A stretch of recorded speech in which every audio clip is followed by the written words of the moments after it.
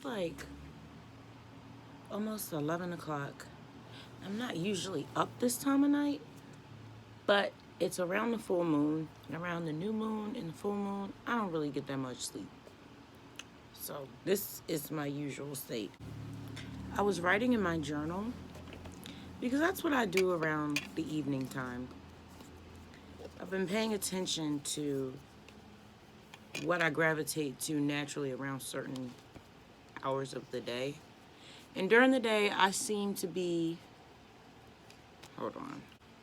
During the day, I seem to be more inclined to work and clean, hang out with the kids, cook, watch YouTube.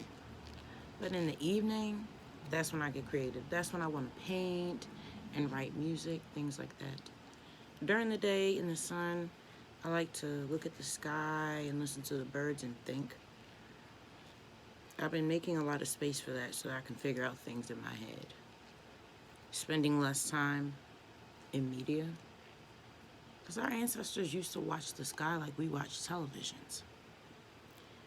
I haven't been a television watcher for years. That thing is a porthole.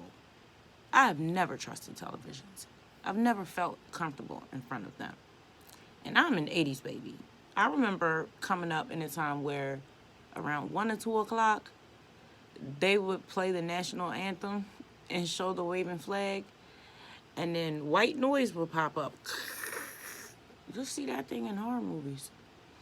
I've had an experience where my ex and I were living down in South Carolina. We were staying in this hotel. We were on the run, and we were technically homeless. I was pregnant with our first child, and I was 3 months away from having this baby. And we were in the middle of nowhere, drug addicts in a hotel. So we were watching this documentary about, what's that jail up in New York that is so famous? It's like on an island and nobody can get off. I don't think it's Rikers Island. I think it's some other notorious prison. And it's supposed to be inescapable. And there were these 2 guys that did escape. And the documentary was about theories of whether or not they made it, because they were never found. They were like the only 2 men in history to ever escape this prison, and their bodies were never found. And they were going through all these theories of they couldn't have made it because the water was too cold and this.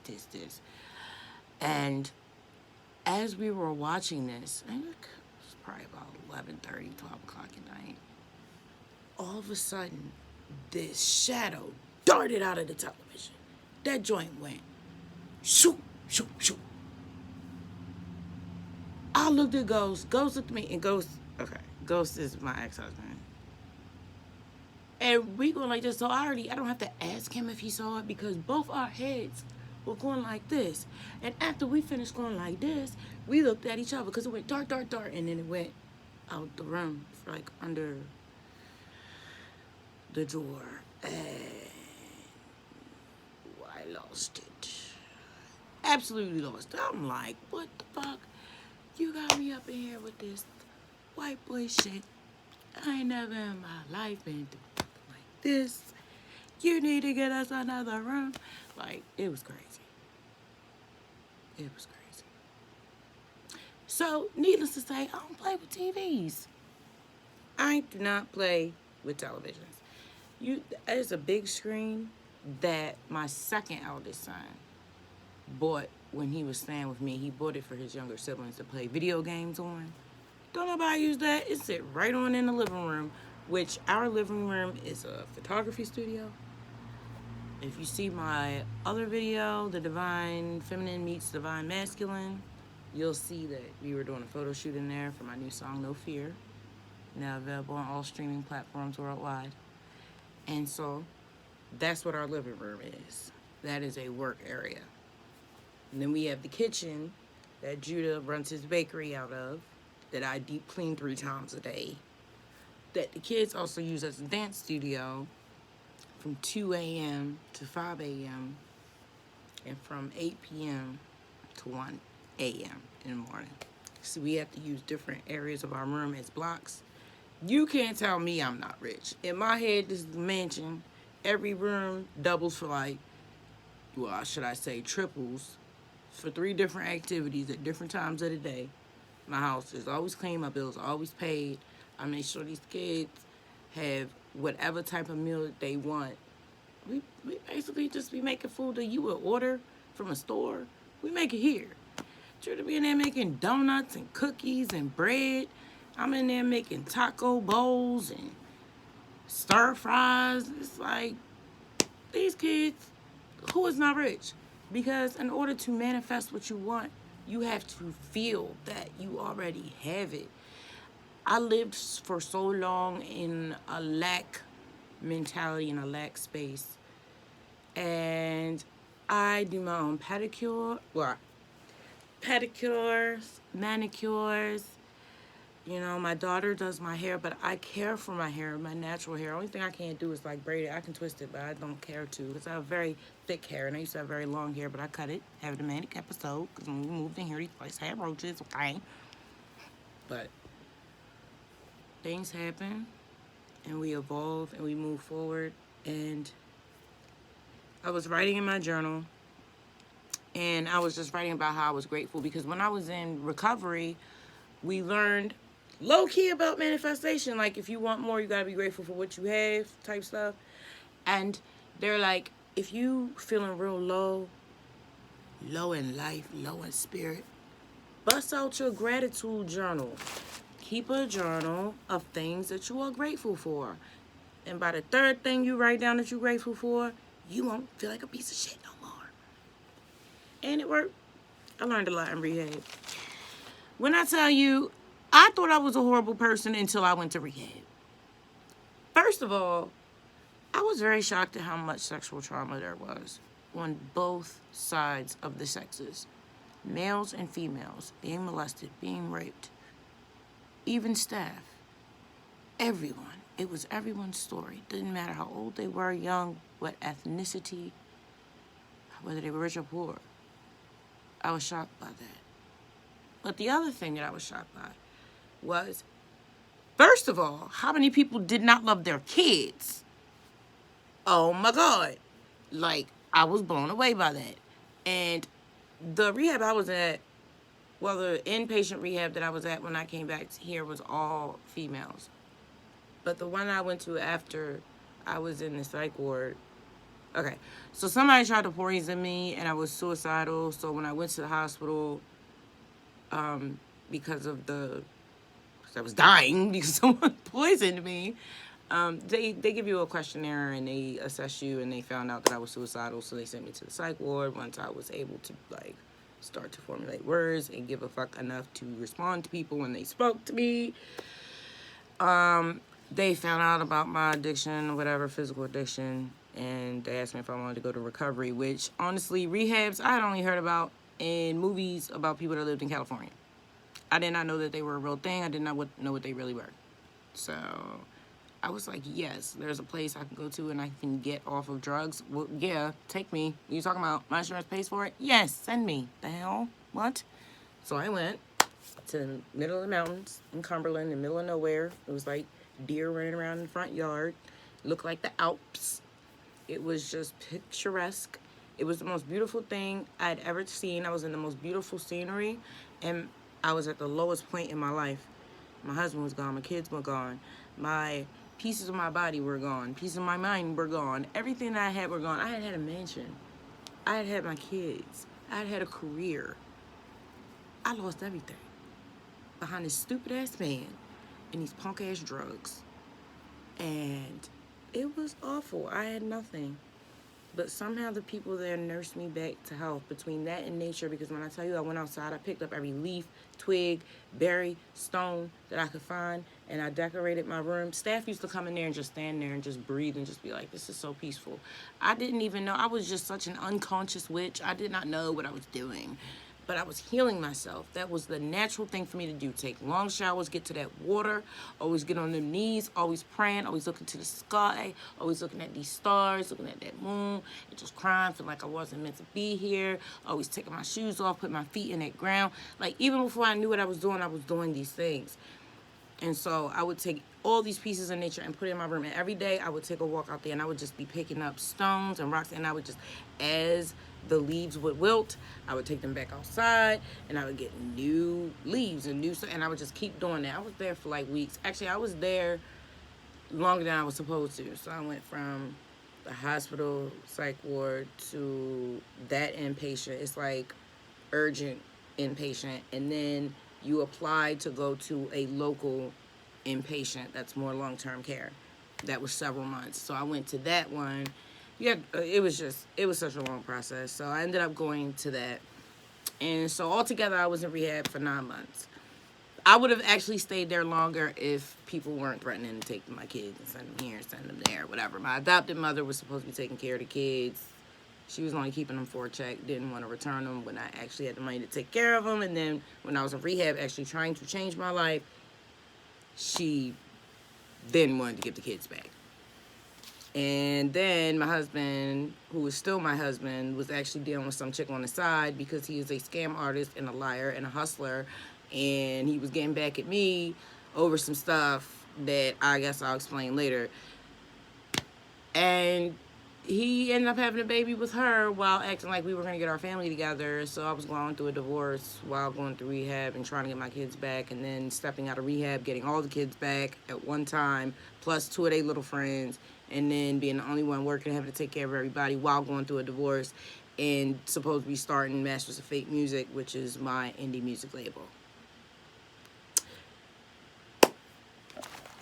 So in rehab, I learned about making gratitude journals, but being a writer, I already kept journals.